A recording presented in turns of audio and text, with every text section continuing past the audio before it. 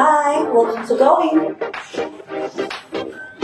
We just found the best Filipino all-in-one spot here in Japan. Let's go! Located in Chiba Prefecture, just 3 minutes walk from Shinya Hashira Station, you will find the ultimate venue that offers everything you need. Mouth-watering food, vibrant night spot, and even an events place. Ang Going Restaurant, we started 5 years ago. Paano meron sa Going Restaurant? Makikita nyo naman, hindi lang kain yung pinupunta ng mga tao dito.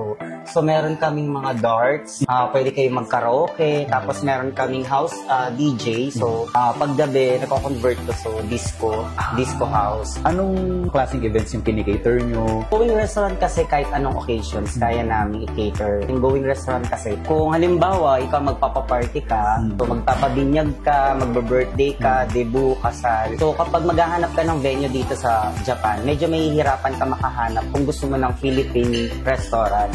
Tsaka more on events. Events talaga. Kasi na pag pumunta ka dito, andun na lahat. Wala ka nang iisipin, magbabayad ka lang. So, since yung chef namin kasi is Filipino, so medyo nag-focus kami dun sa Filipino cuisine.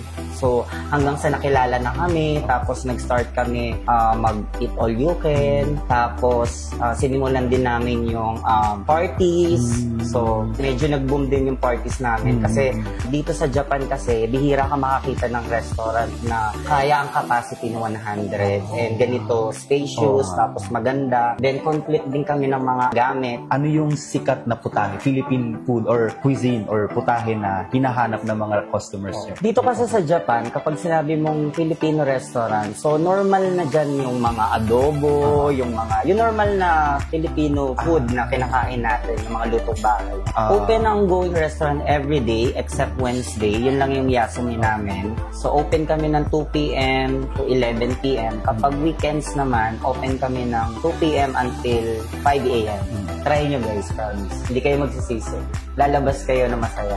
Immerse yourself in Filipino culture with a setting that transforms to suit any celebration. See you